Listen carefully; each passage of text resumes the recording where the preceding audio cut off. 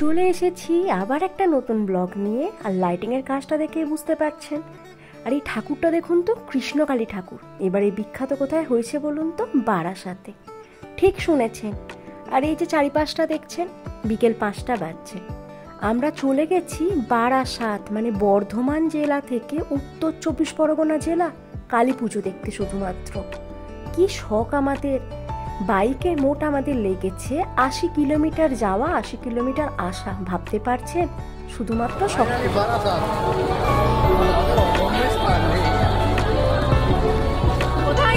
চলে আসছি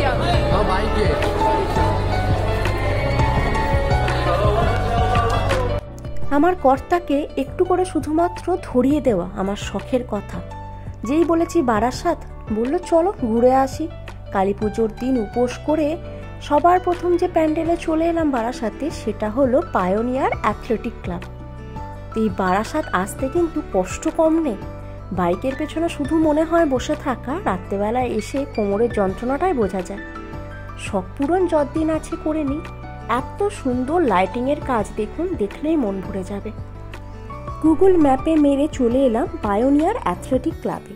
আর এখানে যে প্যান্ডেলটা ছিল, জলের ওপর রিফ্লেকশন হচ্ছিল, একটি মন্দিরের প্রতিকৃতি হিসাবে বানানো হয়েছিল।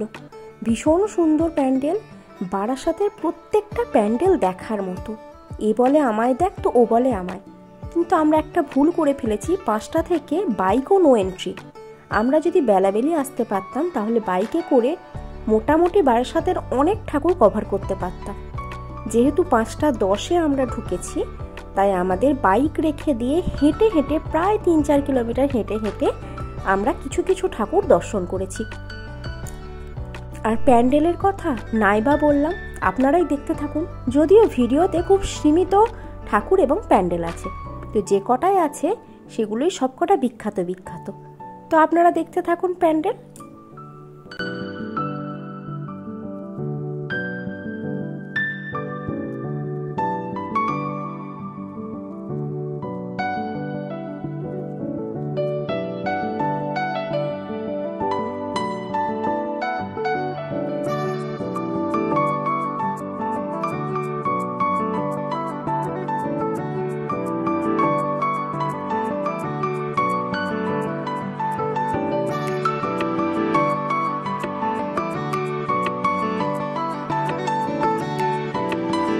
পায়োনিয়ার অ্যাথলেটিক ক্লাবের প্রথম ঠাকুর দর্শন করে আমরা বেরিয়ে পড়লাম। আর বাইরের এই মেলাটা দেখতে অসম্ভব সুন্দর লাগছে।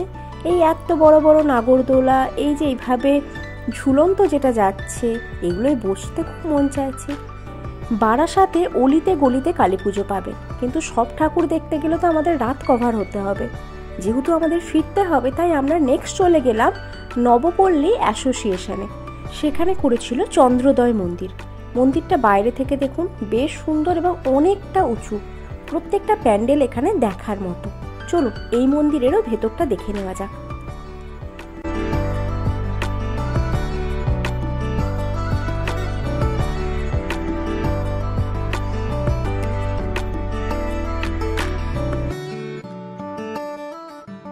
প্রত্যেকটা প্যান্ডেল অসাধারণ। এছাড়াও যে মাতৃ প্রতিমা আছে, সেই প্রতিমাগুলো অসাধারণ। কিন্তু একটিই প্রবলেম, যেখানে আপনি অরিজিনাল ভয়েস রাখতে পারবেন না। প্যান্ডেলের ভেতরে ঢোকার পর থেকে অগণিত হারে সিটি বেজে যাচ্ছে, বাইরে বেরোতে হবে এর জন্য।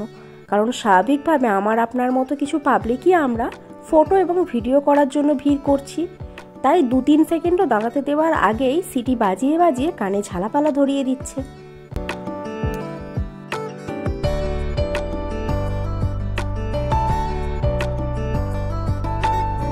চলে এলাম মোস্ট পপুলার একটা প্যান্ডেলে, দ্বারকা। গুজরাটের দ্বারকা নগরী, শ্রীকৃষ্ণের দ্বারকা বা দ্বারকা নগরী। তো এই দ্বারকাটা করেছে নবপল্লী বয়েজ স্কুলে, আমরা সবাই ক্লাবের পক্ষ থেকে। এক অদ্ভুত সুন্দর দেখতে প্যান্ডেল।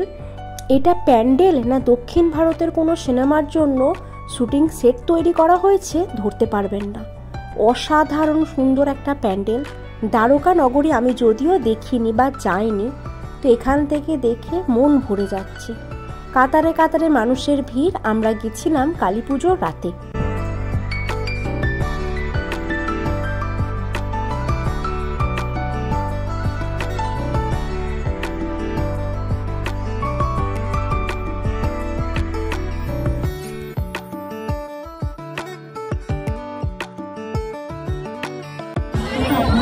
গুজরাটের দ্বারকা নগর।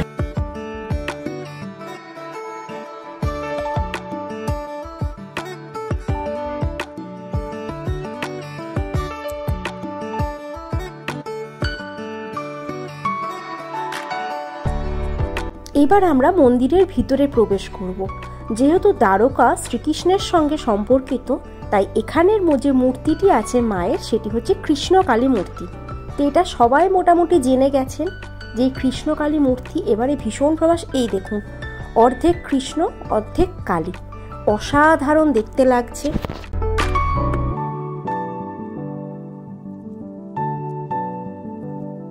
আমার এই মূর্তি মায়ের রূপ সম্পর্কে কিছু কথা বলা হয়তো ধৃষ্টতা হয়ে যাচ্ছে, তা সত্ত্বেও বলি, যেহেতু কৃষ্ণের রূপ দেখানোর জন্য দু হাতে বাঁশি আছে, তো বাঁশিটাকে অন্যভাবে রিপ্রেজেন্ট করে এক হাতে মায়ের যে মুন্ডমালা থাকে এক হাতে খাড়া আছে, সেটাকে দেখালে আরও বেশি প্রমিনেন্ট লাগতো বলে আমার মনে হচ্ছে।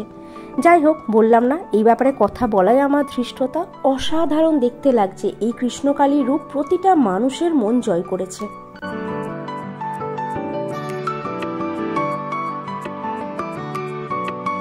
দ্বারকা নগরী থেকে আমরা বেরিয়ে পড়লাম, এটা হচ্ছে সাইড ভিউ। এরপরে যেহেতু অনেক হাঁটাহাঁটি হয়েছে, টোটো ধরলাম, তাই কিছু কিছু প্যান্ডেলকে আমরা স্কিপ করে গেছি। এখানে আরেকটি প্যান্ডেল ছিল, লাইটিংয়ের কাজ আছে। এবার আমরা চলে এসেছি সন্ধানী ক্লাবের কাছে, আর এই হচ্ছে সন্ধানী ক্লাবে ঢোকার লাইটিংটা। আর এখানে থিম হচ্ছে মায়াপুরের ইস্কন মন্দির।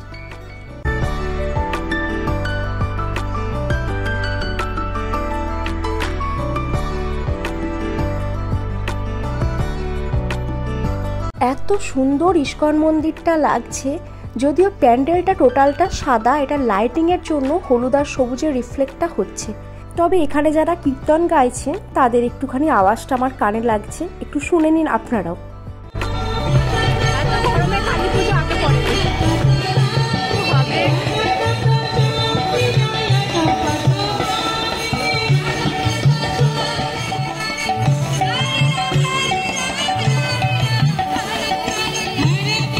মায়াপুরের ইস্কনে যেমন কালারটা একটু আকাশি বা নীলের ছোঁয়া আছে, সেটা যদি টোটালি হতো একদম মনে হতো ইস্কনের মন্দির। অসাধারণ সুন্দর একটা প্যান্ডেল, যেদিকে তাকাবো সেদিকেই অসাধারণ প্যান্ডেল, সব একদম ইস্কন চোখের সামনে।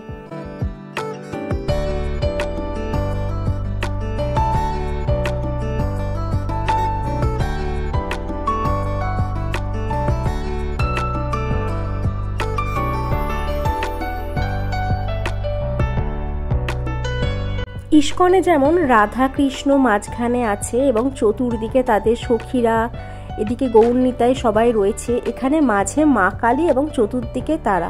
অসাধারণ দেখতে লাগছে এটাও। সেই মেলা আর দোকানপাট, তাও আবার আজকে উপোসের দিন। কালী পুজোর সারা দিন উপোস থেকে আবার এতটা হেঁটে আমরা পুরো ক্লান্ত। চল এবার বাড়ি তো। ও বাবরে, ক্লান্ত বিধ্বস্ত। দেখা বদনটা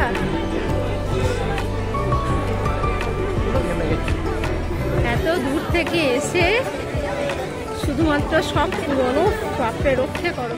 বাড়ি যাব বললেই কি যাওয়া হয়? এত এত প্যান্ডেল কত অ্যাভয়েড করে চলবো? তো যাই হোক, হাঁটতে হাঁটতে আমরা এবারে যেটাই যাচ্ছি সেটা হচ্ছে জাগৃতি সংঘ। এটাও বেশ বড়, অসাধারণ একটা প্যান্ডেল, যেটাকে মিস করে গেলাম। রেজিমেন্ট, এখানে 70 কেজি সোনার গয়না দিয়ে মাকে সাজানো ছিল। আর এই হচ্ছে জাগৃতি সংঘের মায়ের রূপ।